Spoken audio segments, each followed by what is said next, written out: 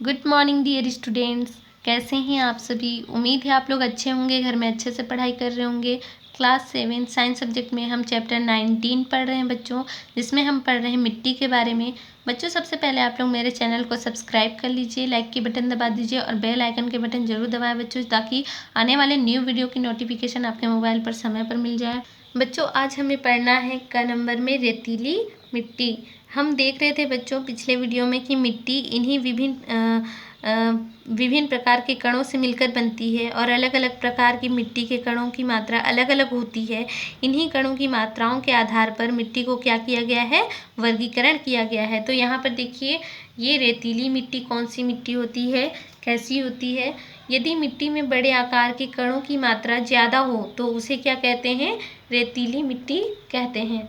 तो बच्चों आप लोग समझ गए होंगे कि रेतीली मिट्टी किसे कहा जाता है ना। क्योंकि जो मिट्टी होते हैं, मिट्टी में बड़े आकार के जो कण होते हैं, तो जिनमें बड़े आकार के कण की मात्रा ज़्यादा होती है ना, कणों की मात्रा और बड़े आकार की मात्रा ज़्यादा होती है, तो उसे ही रेतीली मिट्टी कहते हैं। सेकंड ख नंबर में देखेंगे चिकनी मिट्टी। यदि मिट्टी में बारीक कणों की मात्रा अधिक हो तो उसे चिकनी मिट्टी कहते हैं। तो आप लोग जान रहे हैं बच्चों कि चिकनी मिट्टी के बारे में आप लोग जानते हैं, है ना, देखे भी हैं। तो इन मिट्टियों में क्या होता है, ये किन कारणों से चिकनी होती हैं। तो यहाँ पर देखिए, जो इनके कण होते हैं ये बहुत ही बारीक होते हैं, बहुत ही छोटे आकार के होते हैं, बारीक होते हैं और अधिक होते हैं, तो उसे चिकनी मिट्टी कहते हैं। इसे आप जब स्पर्श करेंगे, छुएंगे बच्चों, तो बहुत ही चिकनी आपको छुआई देगा, छूने पर महसूस होगा। ग नंबर में देखेंगे दोमट मिट्टी। तो दोमट मिट्टी किसे कहते हैं, तो देखिए, जब मिट्टी में बारीक और मोटे कण बराबर मात्रा में हो, है ना, जो बारीक कणें होती हैं वो भी और जो मोटे कण होते हैं, बड़े कण होते हैं, वो दोनों इक्वल हो, बराबर हो, तो उसे दोमट मिट्टी कहते हैं। चित्र 19.6 में यहाँ पर देख सकते हैं जो मिट्टी की संरचना यहाँ पर बनाई गई है। ठीक है, मिट्टी के कण हैं, देखिए ये बराबर मात्रा में हैं, जो छोटे कण हैं और बड़े कण हैं ये दोनों बराबर मात्रा में होते हैं। ये रंध्रावकाश किसे कहा जाता है, ये रंध्रावकाश जो स्पेस खाली जगह होता है बच्चों, इसे कहा जाता है। ठीक है, तो ये दोमट मिट्टी की संरचना है। दोमट मिट्टी रेत, चिकनी मिट्टी तथा ह्यूमस से मिलकर बनी होती है। जो दोमट मिट्टी होती है वो रेत से और चिकनी मिट्टी और तथा ह्यूमस से मिलकर बनी होती है।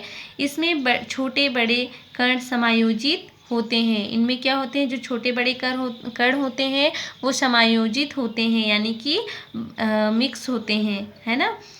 इनमें रंध्रावकाश पाए जाते हैं, यानी कि स्पेस जो होता है वो पाया जा रहा है बच्चों।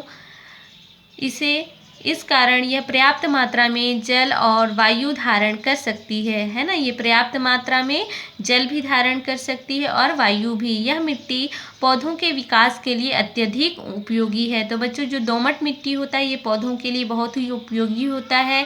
यदि दोमट मिट्टी में हम कोई भी पौधे लगाएंगे तो वो बहुत ही अच्छा से विकास करेगा, वृद्धि करेगा वो पौधा।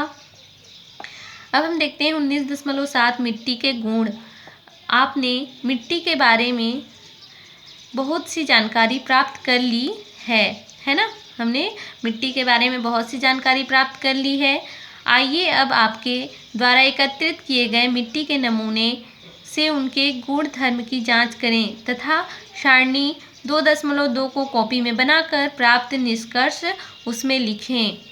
बच्चों यहाँ पर सारणी है 19.2, है ना, जिसमें हम देखते हैं बच्चों यहाँ पर जो एकत्रित किए गए मिट्टी है, मिट्टी के नमूने हैं, उनके गुण धर्म के जांच करेंगे हम और सारणी 2.2 को कॉपी में बनाकर प्राप्त निष्कर्ष उसमें लिखेंगे। तो यहाँ पर देख रहे हैं अवलोकन गुण, रंग, गंध, छूने पर कैसी है, उंगली और अंगूठे के बीच दबाने पर, लेंस से देखने पर कुछ विशेष हो तो यहाँ पर लिखना है। तो निष्कर्ष में क्या निकलता है, या तो काला रंग या भूरा या फिर काला भूरा या फिर लाल पीला कलर या फिर और भी कोई कलर दिख सकते हैं बच्चों। जब हम मिट्टी का अवलोकन करेंगे तो उनका रंग को हम देखते हैं, इस प्रकार से हम निष्कर्ष निकालते हैं।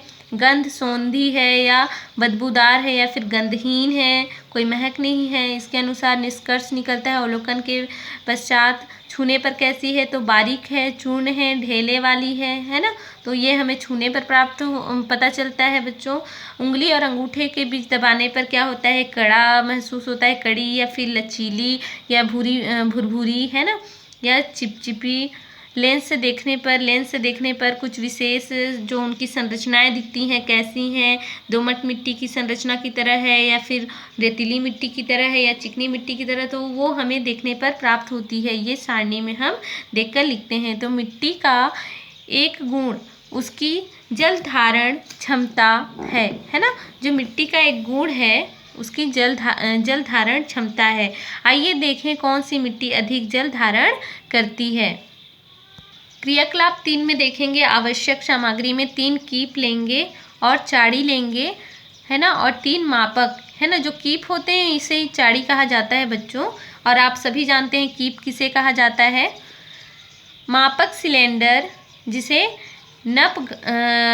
नपना घट कहते हैं है ना। जो सिलेंडर होते हैं मापक सिलेंडर उसको नपना घट कहते हैं। और कीप आप सभी जानते हैं, जो हम मिट्टी का जो तेल होता है बच्चों, जिसे आप केरोसिन भी कहते हैं, तो उसको दूसरे पात्र में डालने के लिए यूज किया जाता है कीप का है ना।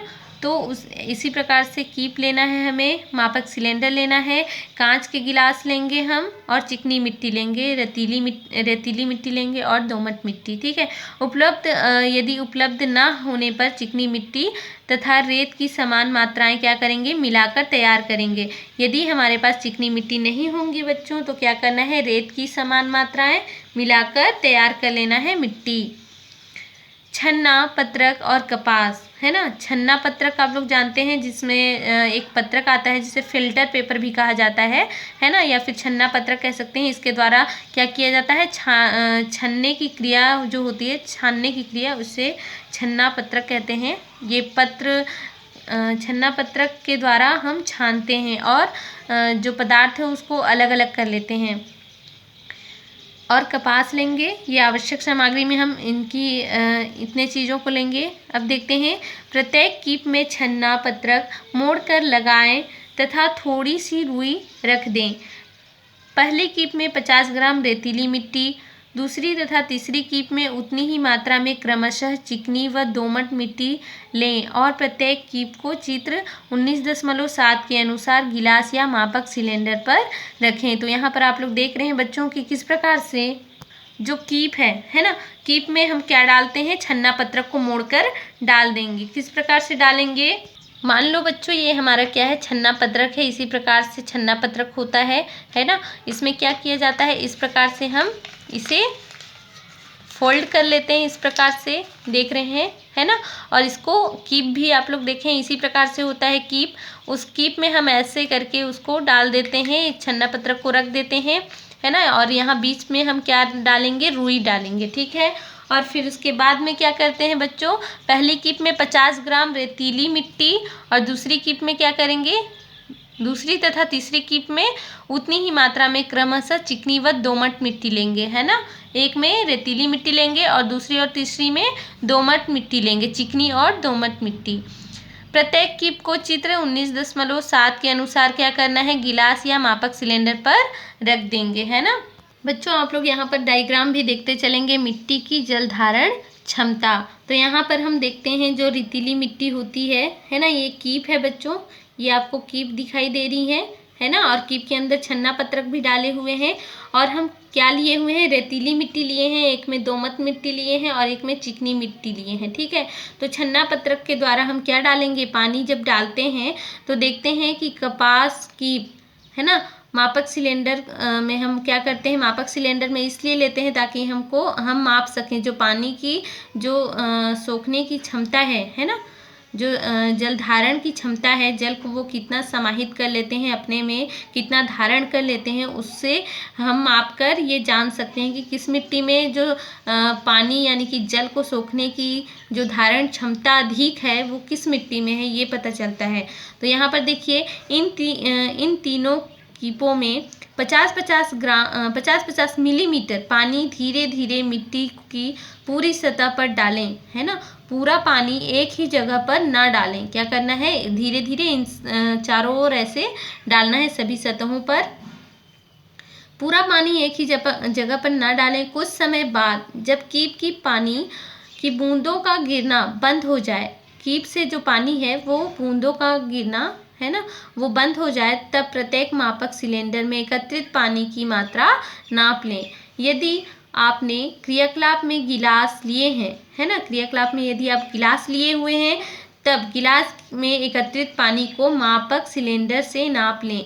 यह क्रियाकलाप बारिश या सिंचाई के तुरंत बाद ना करें। इसे बारिश होने के लगभग 48 घंटों के बाद ही करें, अन्यथा उपयुक्त परिणाम प्राप्त नहीं होंगे। यानी कि मिट्टी सूखा होना चाहिए बच्चों, है ना। बारिश हुई हो तो ऐसे मिट्टी को तुरंत नहीं लेना है, कम से कम 48 घंटे के बाद लेना है उस मिट्टी को, जो थोड़ा सूखा हुआ हो, तभी हमें उपयुक्त यानी कि हमें अच्छा रिजल्ट आएगा। तो यहाँ पर देखते हैं कि कौन सी मिट्टी सबसे अधिक जल धारण करती है बच्चों। तो यहाँ पर आप लोग देख सकते हैं कि सबसे अधिक जो जल धारण होता है वो चिकनी मिट्टी में हुआ है ना। जल को बहुत ही अधिक मात्रा में सोखा है, इसलिए मापक सिलेंडर में आप लोग देख सकते हैं कितना कम है यहाँ पर पानी। फिर दोमट मिट्टी जो है, दोमट मिट्टी ये थोड़ा अधिक यानी कि चिकनी मिट्टी के कंपैरिजन में थोड़ा सा ये कम सोखता है बच्चों, है ना। और यहाँ पर आप लोग देखिए कि जो रेतीली मिट्टी है ये बिल्कुल भी नहीं सोखता, है ना, बहुत कम सोखता है। तो यहाँ पर देखिए कि ये जो धारण क्षमता है इसका बहुत कम है, और उसके बाद दोमट मिट्टी का रेतीली मिट्टी से अधिक है, और जो चिकनी मिट्टी है ये दोमट मिट्टी से अधिक धारण क्षमता है। तो सबसे अधिक किसमें है धारण क्षमता, जल की धारण क्षमता सबसे अधिक कौन सी मिट्टी में है, चिकनी मिट्टी में है। अब आइए देखते हैं बच्चों, यहाँ पर जो कपास है, कपास को ही रुई कहा जाता है, ठीक है। अब आप निम्न प्रश्नों के उत्तर अपनी कॉपी में लिखें। तो ये हम बाद में देखते हैं बच्चों। क्रियाकलाप 4 हम देखेंगे पहले। क्रियाकलाप 4 में हम देखते हैं आवश्यक सामग्री। आवश्यक सामग्री में हम कड़े कांच की परखनली लेंगे, सूखी मिट्टी लेंगे, गर्म करने का साधन लेंगे और माचिस, ठीक है। कड़े कांच की परखनली में सूखी मिट्टी लेकर गर्म करें। अब हम क्या करेंगे, जो कड़े कांच होती है उनकी परखनली में हम क्या लेंगे, सूखी मिट्टी लेंगे, और सूखी मिट्टी को हम क्या करेंगे, गर्म करेंगे। क्या आपको परखनली की दीवार पर पानी की बूंदें दिखाई दी? जो परखनली की दीवार होती हैं, क्या उसमें पानी की जो बूंदें होती हैं वो दिखाई दी? यदि हाँ तो यह पानी कहाँ से आया?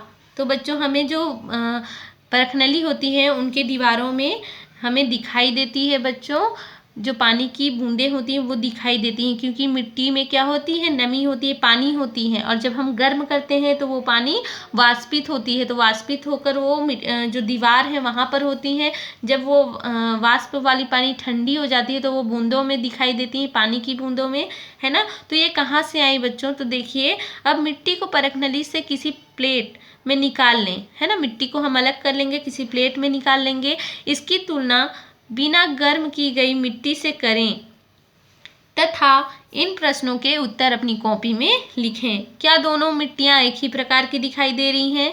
तो बच्चों दोनों मिट्टियाँ एक ही प्रकार की नहीं दिखाई देंगी, है ना, अलग अलग दिखाई देंगी। ये क्रियाकलाप आप लोग करेंगे तो बिल्कुल आपको अच्छे से समझ में आएगी बच्चों। ये बहुत ही ईजी है, आप लोग घर में कर सकते हैं। अपने आसपास की मिट्टियों को आप लोग लाइए और देखिए, जब उस मिट्टी को जब आप गर्म करेंगे तो क्या मिट्टी और जो आप नॉर्मल मिट्टी लिए हैं बिना गर्म किए हुए, दोनों में रंग को देखिए, क्या दोनों का कलर सेम है या फिर अलग अलग है?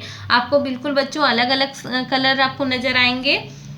मिट्टी में पानी की उपस्थिति उसे कौन कौन से गुण प्रदान करती है? जो मिट्टी में पानी होती है, पानी की उपस्थिति कौन कौन से गुण प्रदान करती है मिट्टियों को, उनके बारे में लिखिए, क्योंकि कलर चेंज होता है बच्चों, है ना।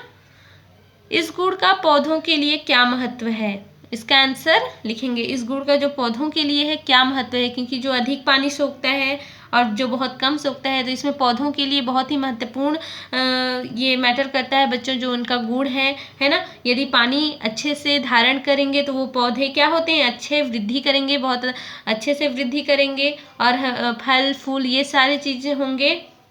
हमें फल प्रदान करेंगे वो पौधे। जैसे हम आम का पौधा लगा दिए तो वो बहुत अच्छे से वृद्धि करेगा, आम का पौधा बहुत अच्छे से हमें तो बच्चों इस गुण का बहुत ही महत्व है। हमारे जो मिट्टी के जो गुण होते हैं ये पौधे के लिए बहुत ही महत्व होते हैं। बच्चों इसका आप लोग क्वेश्चन का आंसर लिखेंगे। किस मापक सिलेंडर में अधिक जल एकत्रित हुआ है इसके बारे में बताएंगे, और प्राप्त अवलोकन से आप मिट्टी की जल धारण क्षमता के बारे में क्या निष्कर्ष निकाल सकते हैं। ये 2 क्वेश्चन का आंसर आप लोग देंगे बच्चों और मेरे व्हाट्सएप नंबर पर सेंड करेंगे। और एक क्वेश्चन है बच्चों जिसमें आप देखेंगे कि कौन सी मिट्टी पौधों की वृद्धि के लिए अधिक उपयुक्त है और क्यों है।